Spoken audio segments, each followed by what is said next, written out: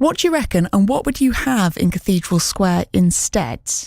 Text 81333, start your message CAM. You can have a word with Pep Cipriano, who's the Chief Operating Officer at Peterborough Positive. Hi, Pep. Good morning, how are you? Yeah, fine, thank you. Will you miss the fountains? Will I miss them? Probably not, although I would like to see some kind of water feature retained in part of a bit of a kind of a rehabilitation, if that's the right word, of Cathedral Square. A rehabilitation of water features. Okay. probably the wrong word this early in the morning. But no, I think obviously, look, for me, I think the fountains were great when they were there. But yes, they were costly, they were unreliable.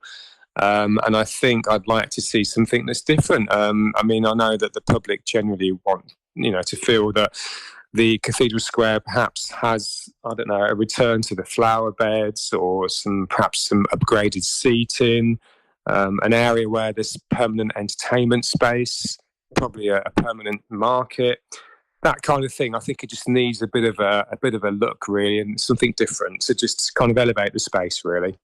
I was looking at pictures of what there used to be in Cathedral Square, because it's funny how quickly you forget. It's only 15 years ago and I couldn't call it to mind. Had to look at some photos online. Lots of flower beds back then, sort of almost waist high or hip high if you were standing. John Peach pointing out earlier on that if you have permanent flower beds like that, then it does limit what you can do in the space because you can't move them to the side or anything. No, this is true. I think a redesign of Cathedral Square is needed, and I think it's all about trying to attract people into the city centre and extend their dwell time. And for me, I'd like to see an entertainment space where you can still have some seating, some flower beds, maybe a market. There is quite a bit of room there. We do plenty of events on Cathedral Square, and if it's designed in the right way, which it will be, you'll be surprised how much you can actually, get onto the square with a bit of blend of all those things that I think is required. What does an entertainment space actually look like, though? Like, is it just a flat area of concrete? I mean, there's various ways of looking at it. Every city does it differently. I mean, I think there is obviously a conversation to be had about bringing the Guildhall into this and trying to maximise and utilise that wonderful building that we have.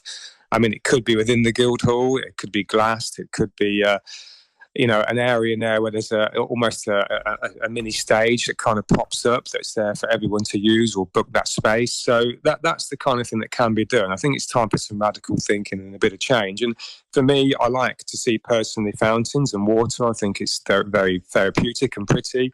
And I think there still is space for it, but obviously not to the degree where we've had before, where there's so much, time and effort and spend needed to keep them going.